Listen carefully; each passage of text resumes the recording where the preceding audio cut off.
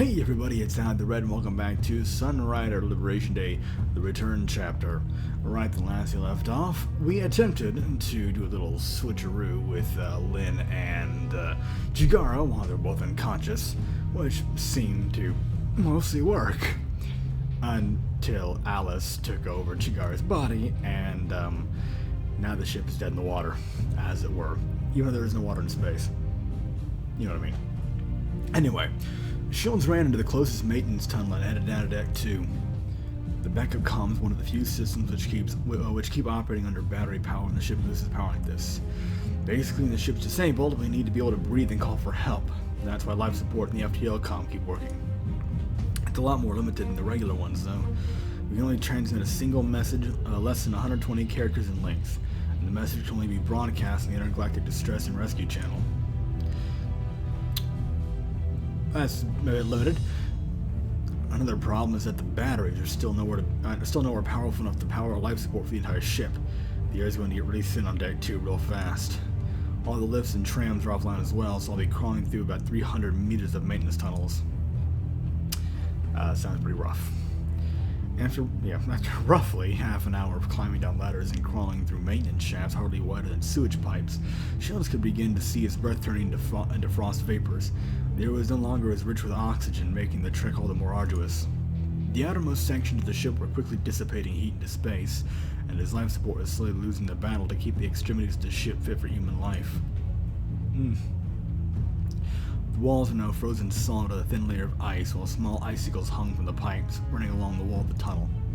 Shields had spun thanks to the lack of oxygen, which only made the numbness in his fingers and toes worse. Shit. I completely forgot how much I hated the cold. I remember I used to complain to Ava every day during the winter about our school uniforms. The military uniforms we have now are of course made from thermoweave and can retain body heat much better than wool, but I need something close to a plug suit to keep myself protected against elements like this. Finally, Shields arrived at a tiny alcove in the tunnel. With trembling hands, he removed the wall panel, exposing the controls of the FTL comm. Icicles hung from the comm's cables, while a thin layer of frost caked the steel casing. God damn it. This thing had better still be working. He pressed the activation button, but the comm showed no signs of life. Murphy hates you. Or maybe he loves you. I don't know. Shit. What the hell's wrong with this thing? He tried to troubleshoot the problem, making sure all the cables were connected. Did you turn it off and on? Have you unplugged it and plugged it back in? Did you blow into it? Finally, he came upon a single unplugged cable dangling at the bottom of the case. Unfortunately, the cable slot was now obstructed by a solid block of ice, making it impossible to plug it back in. He tried to force the cable's steel rod into the receptor, but the hole was completely filled with ice. Frustration bubbled inside him. Who had dropped the ball and left this cable unplugged?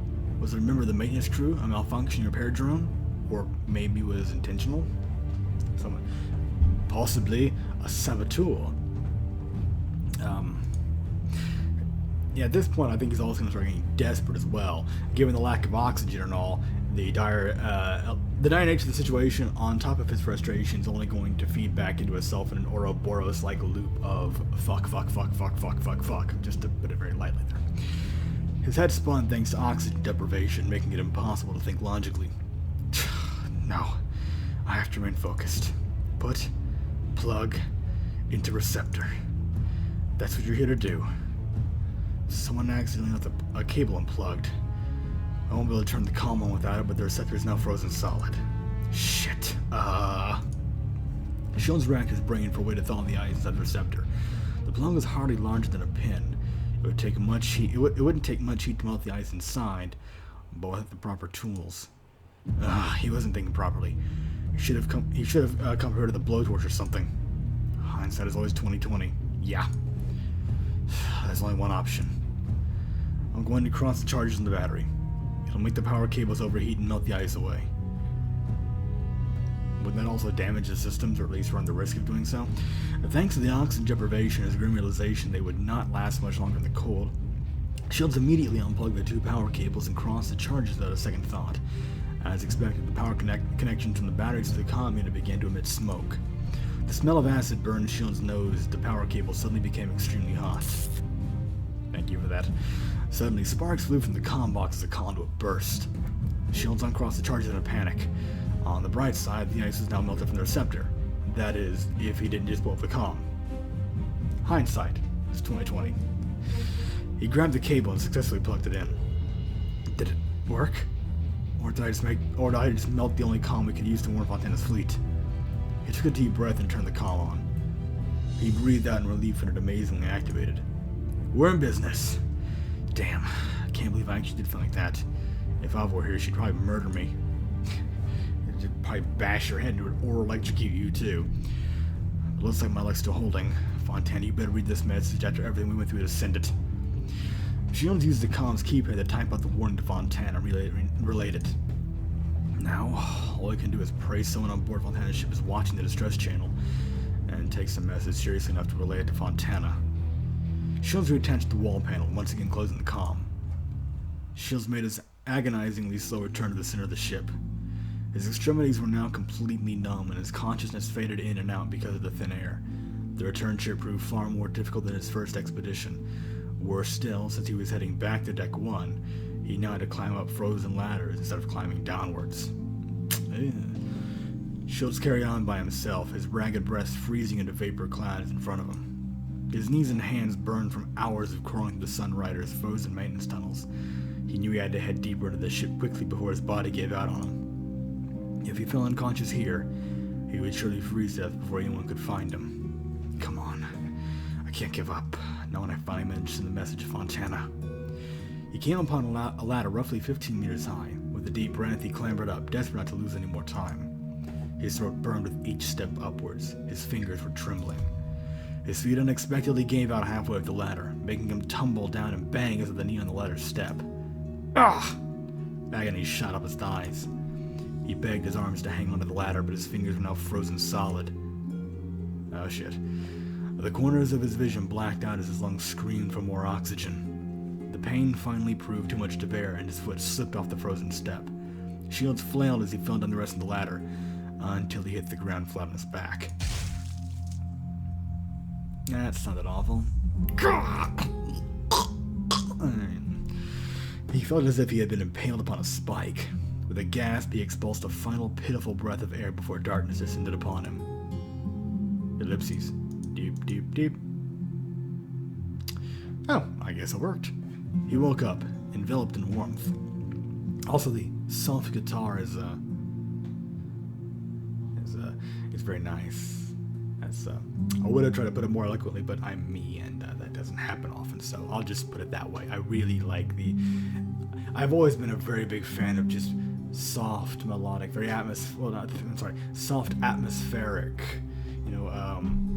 guitar music. They're just right in the background. It's just very simple.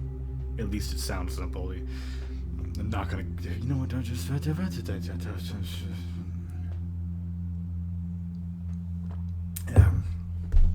I really shouldn't talk ever. What's going on? The last thing I remember is falling off the ladder. Am I dead? That's your answer for you. Once again, jarring. It's like serious, and then wham! This music. One look around revealed that he was still in the center of his maintenance tunnels, so he was most certainly not dead. Oh. Okay. Is like Claude snuggled up to him to keep him warm? Yep. He groped around for his surroundings and grabbed a large, squishy mass floating over his head. What the? Pillowy.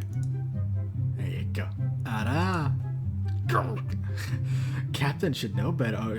Captain should warn Claude before he goes exploring. Shields pulled himself up, only to receive a full face of Claude's massive mammies. She seemed completely unfussed by his accidental feel, however. No shit. Captain, you're finally awake. Claude was worried you were about to hit another bad end. Thank you, game. Claude, how'd you get here? There you go. Yeah. Shields realized he already knew the answer to that question and decided to replace it with a more helpful one. I mean, why'd you come here? Well, isn't it obvious? To rescue my poor darling, of course. I can't have you die in such an anticlimactic fashion. And it was my lucky chance to nurse her back to health, using nothing more than my body warmth. Yeah. Shield shuddered and checked himself to make sure everything was still as he had left it. Yeah, my zipper's still up, things buttoned. It's just, everything seems to be fine. Claude's here to help, even though the captain thinks I'm nothing but a nuisance. Sniffle. Look here, Claude. You vanished on me at a pretty important moment. Just what are you doing disappearing and reappearing on a whim like that? Can't you at least be a little more helpful? Well, it'd actually be for the best if I kept my power usage to a minimum. As I said, the law of causality is quite a forceful man when it comes to treating naughty time paradoxes like myself. If I become too noticeable... I'm afraid the law will grab poor Claude by the hair and push her down and pound her until she vanishes off the face of the universe. Every goddamn thing she says is a fucking innuendo. Blowjobs! Blowjobs! Usually things are alright as long as I don't touch the time machine. But the more I flick my secret time button... Fucking everything she says. You get my drift, Captain. Multiple drifts, actually. Schultz rubbed his face in frustration. That's not a common occurrence whenever he's speaking with Claude.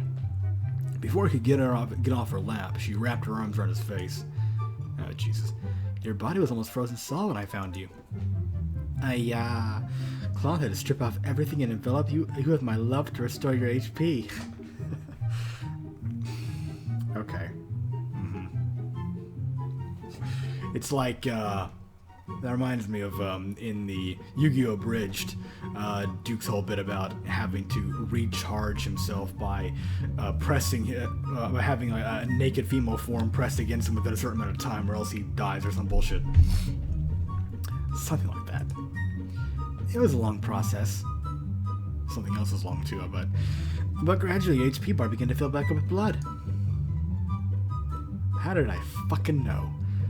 Until it set on in, about to burst from all the love this maiden was giving to restore her beloved back to health. It was at this point that this maiden was confronted with the true dilemma. Do I let the HP gauge burst and start over from zero? Or do I keep it at maximum strength? It was truly a nightmarish choice. Alright. Schultz shuddered at what may have happened while he was unconscious. For the better or worse, his body felt restored to health at least.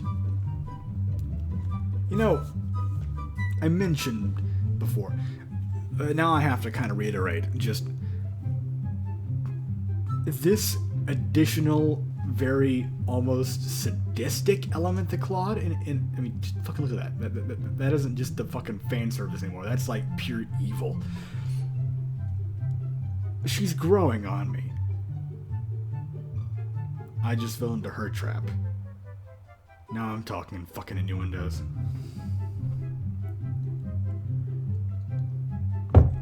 Fuck you. No! I'm talking to a goddamn VN. Whatever Claude had done to him, he felt light as a feather, as if he had just woken up from a refreshing sleep.